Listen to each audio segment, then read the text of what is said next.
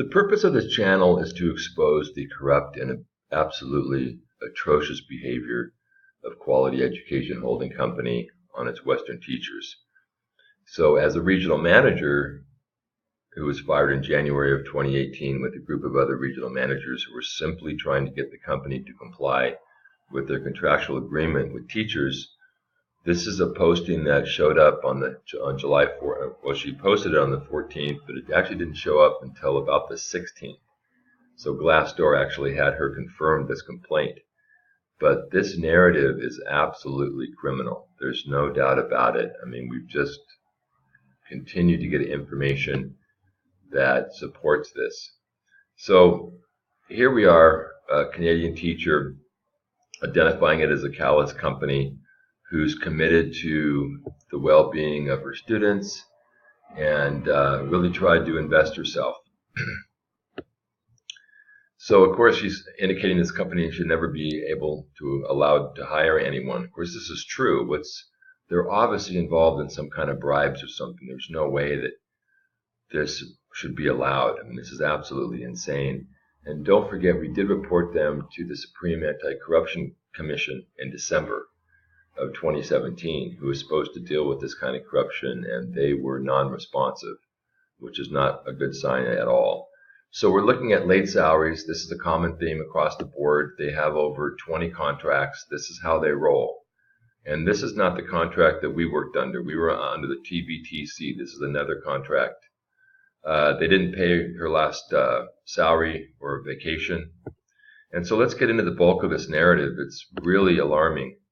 And unfortunately, this teacher sustained some kind of injury, didn't have an insurance card. We're going to be talking about that. We're going to be doing a video about their lack of insurance and how they're not issuing you cards. And when you get an insurance card, it is the least, it's Class C. So there's really no insurance. It's all going to be out-of-pocket costs for you.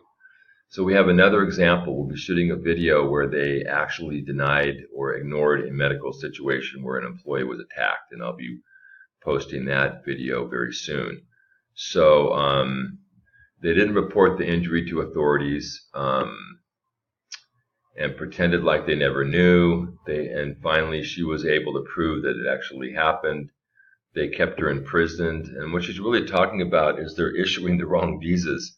So you end up getting stuck there. This is the theme with the U.S. Embassy, had to untangle dozens of visas on behalf of employees of QEHC. That's why if you contact the U.S. Embassy in Riyadh, they will tell you not to work for this company. This company is absolutely a pack of criminals. In fact, we're going to be targeting the CEO again, and we're going to amp this up now because this really has to stop. So she had to go to court, and of course they're both racist and sexist. She had to get the help of the Saudi prince's office. That would have been in Riyadh, which would have been the governor of that province, is probably what she's talking about.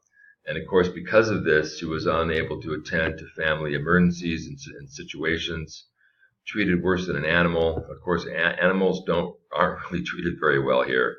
They don't like dogs and cats for the most part. And that's just the way, that's just the culture. So we need to get the word out. We need to make sure that everybody knows this so we can stop what they're doing. And there's absolutely no reason to come to this company because they will endanger your well-being. We'll be talking about this. I've talked about this hotel in Hafr al-Batin and other housing that where they're subjecting teachers to incredibly unhealthy and deplorable living conditions. So again, I appreciate all the people that have contacted us with information, and we're going to continue exposing this corrupt company. Be careful out there.